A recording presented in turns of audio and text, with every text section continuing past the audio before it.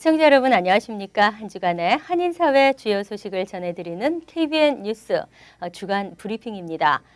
진통을 거듭했던 버지니아주 동해병기 법안에 드디어 주지사가 서명했습니다. 이로써 동해병기는 오는 7월부터 발효됩니다. 여론을 의식한 주지사가 조용히 서명한 탓에 서명 사실이 뒤늦게 확인됐지만 동해병기는 한인사회가 이루어낸 쾌거입니다. 올바른 교육이 미래의 희망입니다.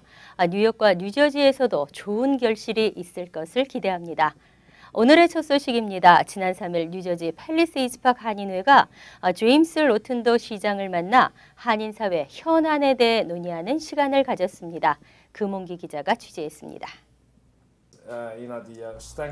팰리세이즈팍 한인회는 제임스 로튼도 시장을 만나 한인사회에서 이슈가 되고 있는 4가지 주요 현안을 설명하고 권고해 줄 것을 당부했습니다.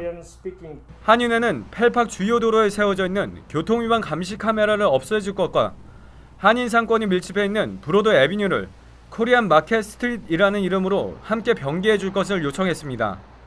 또 타운에 한인 국선 변호사 채용, 그리고 한인 커뮤니티와 2달에 한 번씩 정례 미팅을 가져줄 것을 로튼도 시장에게 제안했습니다. 우리가 런천 미팅을 팰팍 시장님과 같이 하면서 팰팍 한인사회 현안 문제를 건의하고 또 청원을 드리고, 로튼도 시장은 4가지 한인사회 현안에 대해 긍정적으로 검토해보겠다는 뜻을 보였습니다. 한편 오늘 미팅에서는 그동안 한인사회에 관심을 가져준 로튼도 시장에게 감사장을 전달하는 시간도 가졌습니다. KBN 뉴스 금홍기입니다. 지난주 한인단체 간의 폭행 시비가 있었죠. 백진욱 민주평통행사분과위원장 폭행 사건을 전면 부인해온 노명섭 제양군인의 미 북동부 지회장이 결국 사과하면서 사건이 마무리됐습니다. 사건에 대한 책임을 지고 평통자문위원직에서도 자진 사퇴하겠다고 밝혔습니다. 주성훈 기자가 보도합니다. 그렇게 물을 일으키는 데서 대단히 죄송스럽습니다. 평통을 사퇴하겠습니다.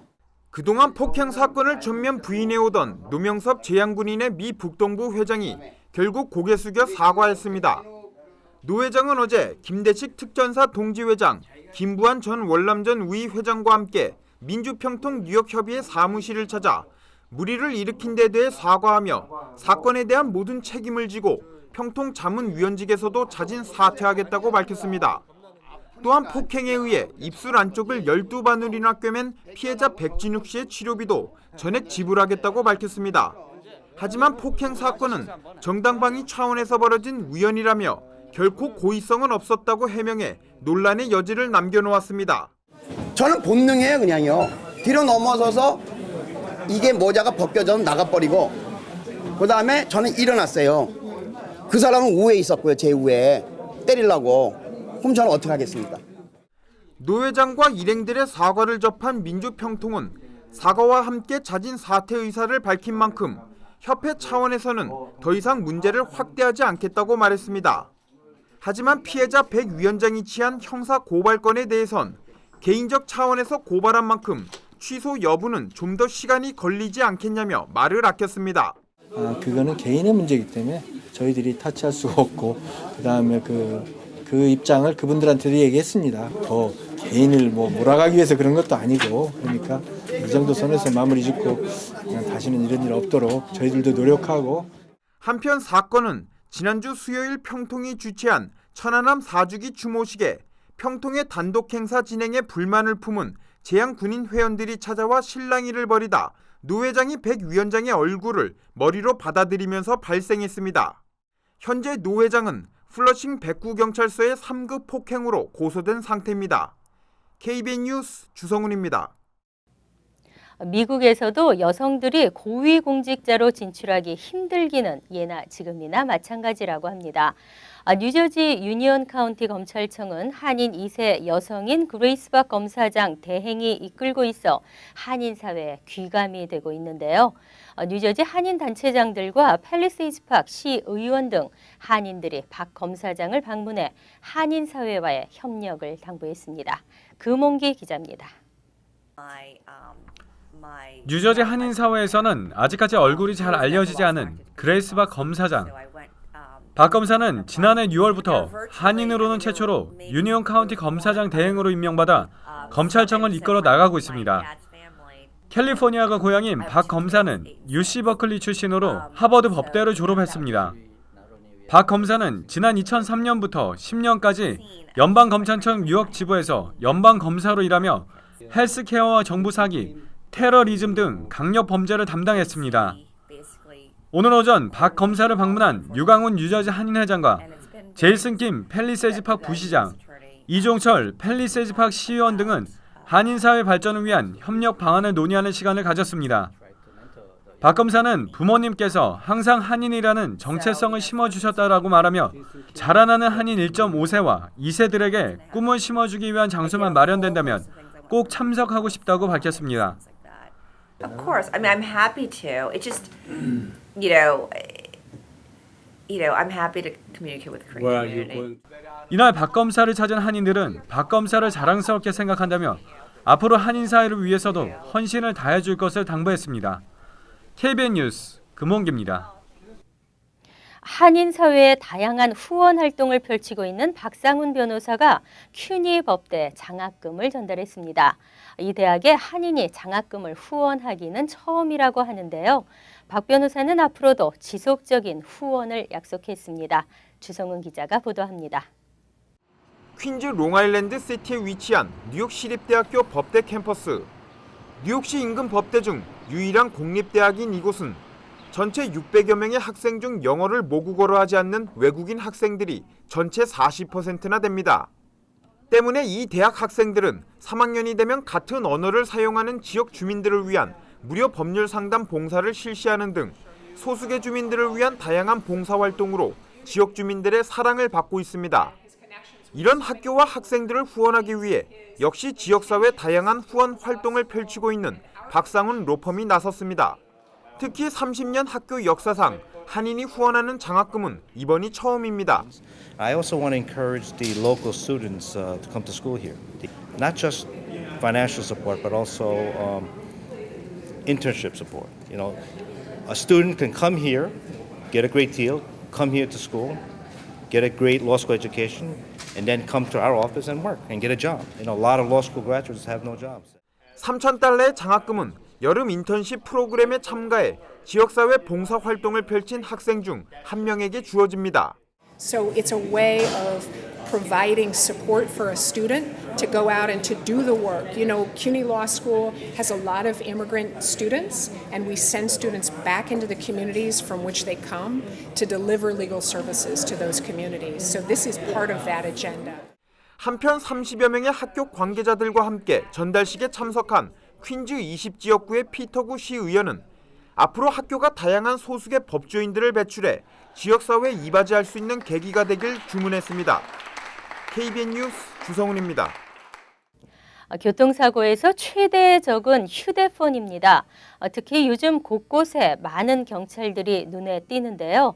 이번 달 1일부터 뉴저지 주 전역에서 운전 중 휴대전화를 사용하는 운전자를 대상으로 대대적인 단속에 들어갔습니다. 연방정부의 도움으로 이루어지는 이번 단속은 이달 21일까지 이어집니다. 주성훈 기자가 보도합니다. You drive, you text, you pay. 말 그대로 운전 중 휴대전화 문자를 이용하면 벌금을 문다는 뜻으로 오늘부터 뉴저지 전역에서 행해지는 운전 중 휴대전화 사용 금지 캠페인 문구입니다. 연방정부의 지원하에 뉴저지 전역 60개 지역에서 행해지는 이번 단속은 운전 중 휴대전화 사용자뿐만 아니라 부주의하게 주행하는 운전자를 집중 단속합니다. 이렇게 주 정부와 연방정부가 함께 나서게 된 것은 최근 운전 중 휴대전화 사용이나 부주의한 운전으로 인한 교통사고가 급증하고 있기 때문입니다. 특히 지난해 웨스트 뉴욕에서 발생한 인도로 난입한 버스에 의해 유모차에 타고 있던 8달 된 여아가 숨진 교통사고 원인이 버스 운전자의 운전 중 휴대전화 사용으로 밝혀지면서 운전 중 휴대전화 사용 운전자에 대한 처벌 강화의 목소리가 이어져 왔습니다. 지난해 연방교통안전국이 실시한 설문조사에 의하면 뉴저지 응답자의 72%가 운전 중 휴대전화를 이용하는 운전자를 수시로 목격한다고 답해 운전 중 휴대전화 이용의 심각성을 보여주기도 했습니다. 이번 운전 중 휴대전화 사용 금지 단속 캠페인은 오는 21일까지 3주간 계속되며 올 7월 1일부터는 운전 중 휴대전화를 사용하다 적발 시 현행 $100의 벌금이 $200에서 $400 사이로 상향 조정됩니다. KBN 뉴스 주성훈입니다. 지난해 11월 1일부터 시작된 오바마 케어 접수가 지난달 31일로 마감됐습니다. 오바마 케어의 가입자는 정부 목표치를 초과 달성한 것으로 나타났습니다. 하지만 공화당 하원에서는 이 법안을 폐기시키기 위해 계속 노력하겠다고 경고를 하고 나서 앞으로도 논란은 계속될 것으로 보입니다. 금홍기 기자가 보도합니다. 미국의 새로운 건강보험제도인 오바마 케어가 접수 마감 직후인 오늘 가입자가 700만 명을 넘어섰습니다. 오바마 케어 가입 등록 첫날인 지난해 11월 1일 연방정부 공식 신청 웹사이트의 접속 차질로 고작 6명이 신청을 마치며 더딘 출발을 보이던 오바마 케어는 최근 몇 달간 꾸준한 상승세를 보이며 정부 목표치를 뛰어넘는 성적을 거뒀습니다. 오바마 케어 가입 접수 마지막 날인 어제만 하더라도 웹사이트 방문자가 300만 명을 넘어섰으며 가입 문의 전화도 약 100만 통에 달하는 것으로 추산됐습니다. 보건복지부는 공식 접수 시한은 마감됐으나 신청자 가운데 기술적인 문제로 절차를 완료하지 못한 경우 등에 대해서는 시한을 연장하고 벌금을 부과하지 않을 것이라고 밝혔습니다. 전문가들은 오바마 케어 가입자가 정부 목표를 초과 달성하면서 올해 연말 중간 선거를 앞두고 민주당의 호재가 될 수 있다고 전망했습니다. 하지만 공화당 소속 존 베이너 하원 의장은 어제 성명을 통해 하원 공화당은 이 법을 폐지하기 위해 계속 노력할 것이라고 경고하면서 민주공화 양당의 정치적 공방은 계속 이어질 것으로 예상되고 있습니다. KBN 뉴스 금홍기입니다. 플러싱 노던 한인 상권의 심장부에 있는 코리아 빌리지가 다시 매물로 나왔습니다. 지난 2011년 중국계 자본에 넘어갔었는데요. 한인들의 재인수 여부에 관심이 모아지고 있습니다. 코리아 빌리지를 소유한 중국계 투자업체 에모트 프로퍼티가 코리아 빌리지를 $3,200만 매각 추진 중인 것으로 부동산 중개업체 이스턴 컨솔리테이티드에 의해 알려졌습니다. 현재 코리아 빌리지 입주업소들의 리스 계약은 모두 2017년 이후까지 돼 있으며 특히 두 개의 대형 입주업체는 2031년까지 리스가 남아 있습니다. 현재 코리아 빌리지에는 2031년까지 장기 계약한 대동 연회장을 비롯해 윌시은행, 코스모스 백화점, 제과점, 스킨케어, 의류업소 등이 입주해 있습니다. 지난 2000년 서울 플라자라는 이름으로 문을 열었던 코리아 빌리지는 당시 소유주가 자금난을 겪으면서 수차례 압류 소송에 휘말리다 결국 2005년 경매로 넘어갔고 이를 한인 부동산 개발업자인 데니얼 리, 당시 루즈벨트 애비뉴 코퍼레이션 대표가 $2,000만 매입했었습니다. 하지만 루즈벨트 애비뉴 코퍼레이션 역시 재정 악화로 경매 끝에 지난 2011년 지금의 에모트 프로퍼티가 매입하게 된 것입니다. 당시 경매에서 한인 투자가들이 뜻을 모아 코리아 빌리지를 인수하려 시도했지만 자금 부족으로 결국 실패했었습니다. 지금까지는 사실상 한국 내 인터넷 쇼핑몰에서의 상품 구매가 어려웠습니다. 하지만 빠르면 다음 달부터 한국 내 쇼핑몰 등에서 상품을 쉽게 직접 구입할 수 있게 됩니다. 오는 5월부터 외국인들이 한국 인터넷 쇼핑몰을 사용할 때 반드시 해야 했던 액티브엑스와 공인인증서 사용 체제가 전면 개편됩니다. 한국산업통상자원부 등 관계부처는 어제 온라인 수출 제도 개선 태스크포스 제1차 회의를 열고 이 같은 방안을 추진키로 했습니다. 한국 정부는 현행 30만 원 이상 공인인증서 사용을 의무화하고 있는 전자금융감독 규정 시행세칙을 개정해 금액 한도를 폐지하고 카드사와 전자지급 결제 대행업자가 공인인증서 사용 여부를 자율결정토록 한다는 계획입니다. 현재 한국 인터넷 쇼핑몰에서 30만 원어치 이상을 사려면 반드시 공인인증서를 사용해야 합니다. 그러나 공인인증서를 받으려면 주민번호가 있어야 하고 또 이를 위해 액티브X 프로그램을 깔아야 하는 등 사실상 외국인들에게는 국내 사이트를 통한 구매가 어려웠습니다.